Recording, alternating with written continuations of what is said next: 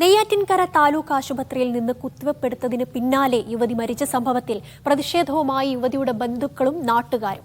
ആശുപത്രി പരിസരത്ത് യുവതിയുടെ മൃതദേഹവുമായി റോഡ് ഉപരോധിച്ചു. ജില്ലാ കളക്ടർ എത്തണമെന്നാണ് പ്രതിഷേധക്കാരുടെ ആവശ്യം.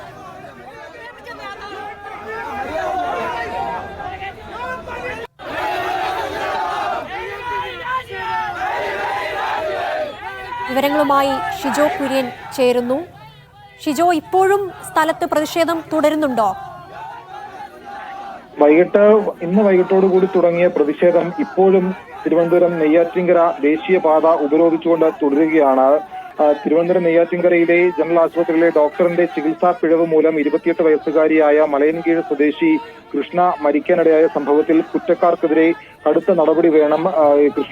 മരിച്ച കൃഷ്ണയുടെ 3 വയസ്സുള്ള കുഞ്ഞിന്റെ പഠനമടക്കമുള്ള ചിലവ് സർക്കാർ ഏറ്റെടുക്കണം തുടങ്ങിയ ആവശ്യങ്ങൾ ഉന്നയിച്ചുകൊണ്ടാണ് മൃതദേഹവുമായിട്ട് കൃഷ്ണയുടെ ബന്ധുക്കളും നാട്ടുകാരും വിവിധ രാഷ്ട്രീയ പാർട്ടിയിലെ കക്ഷികളും ഇപ്പോൾ റോഡ് ഉപരോധിക്കുന്നത്. വൈകിട്ട് 5 മണിയോടുകൂടി തിരുവനന്തപുരം നെയ്യാറ്റിൻകര ജനറൽ ആശുപത്രിക്ക് മുമ്പിലായിരുന്നു ഈ പ്രതിഷേധം തുടങ്ങിയത്.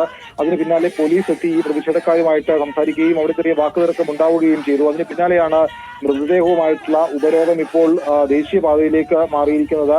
കഴിഞ്ഞ ഏതാണ്ടും 3 മണിക്കൂറിലേറെയായിട്ട് കളിയിക്കാവിള കരമന ദേശീയപാത പൂർണ്ണമായിട്ട് ഉപരോധിച്ചുകൊണ്ട് പ്രതിഷേധക്കാർ തുടരുകയാണ്. ഇപ്പോൾ അല്പസമയം മുമ്പ് അഡീഷണൽ ഡിസ്ട്രിക്ട് മജിസ്ട്രേറ്റും അതുപോലെ തന്നെ തഹസിൽദാരും സബ് കളക്ടർ അടക്കമുള്ളവരും സ്ഥലത്തേക്ക് എത്തിയിട്ടുണ്ട്. ഇപ്പോൾ ADM-ഉമായിട്ടും തഹസിൽദാരുമായിട്ടും പ്രതിഷേധക്കാർ ചർച്ച നടത്തുകയാണ്. പ്രതിഷേധക്കാർ ഉന്നയിക്കുന്ന എല്ലാ ആവശ്യങ്ങളും അംഗീകരിക്കാമെന്ന ഉദ്യോഗസ്ഥർ ഉറപ്പ് നൽകിയിട്ടുണ്ട്. പക്ഷേ വാക്കാലുള്ള ഉറപ്പ് പോരാ, രേഖാമൂലം എഴുതി തന്നാൽ മാത്രമേ ഈ പ്രതിഷേധം അവസാനിപ്പിക്കുകയുള്ളൂ എന്നാണ് പ്രതിഷേധക്കാരുടെ നിലപാട്. എന്തായാലും അല്പസമയത്തിനകം ഇക്കാര്യത്തിൽ ഒരു അന്തിമ തീരുമാനമുണ്ടാകും. ഉദ്യോഗസ്ഥർ ഇപ്പോൾ പ്രതിഷേധക്കാരുമായിട്ട് ചർച്ച നടത്തുകയാണ്.